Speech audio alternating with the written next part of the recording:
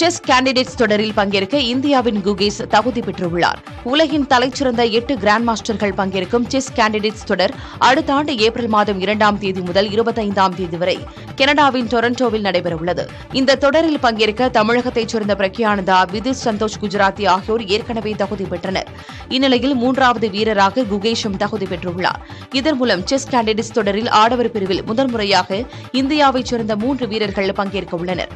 Chess candidates தொடரில் champion பட்டம் வெல்பவர்கள் சீனாவில் நடைபெறவுள்ள உலக செஸ் சாம்பியன்ஷிப்பில் நேரடியாக பங்கேற்க தகுதி பெறுவார்கள். மகளிர் பிரிவில் வைஷாலி ரமேஷ் பாபு இந்தியா சார்பில் பங்கேற்க உள்ளார். ஜிம்பாப்வேக்கு எதிரான ஒருநாள் மற்றும் T20 தொடர்களுக்கான இலங்கை அணி அறிவிக்கப்பட்டுள்ளது. ஜிம்பாப்வே கிரிக்கெட் அணி இலங்கையில் சுற்றுப்பயணம் மேற்கொண்டு விளையாட உள்ளது. இத்தொடர் ஜனவரி மாதம் 6ஆம் தேதி தொடங்குகிறது. இந்நிலையில் இந்த தொடர்களுக்கான பூர்வாங்க அணிகளை இலங்கை கிரிக்கெட் வாரியம் அறிவித்துள்ளது. தொடர் தொடங்குவதற்கு முன்பாக இந்த பூர்வாங்க அணிகளில் இருந்து ஒருநாள் மற்றும் T20 தொடர்களுக்கான முதன்மை அணி இறுதி செய்யப்படும் என தெரிவிக்கப்பட்டுள்ளது. இதில் ஒருநாள் அணிக்கு குசல் மெண்டிஸ் கேப்டனாகவும் T20 அணிக்கு வனிந்த கசரங்கா கேப்டனாகவும் நியமிக்கப்பட்டுள்ளனர்.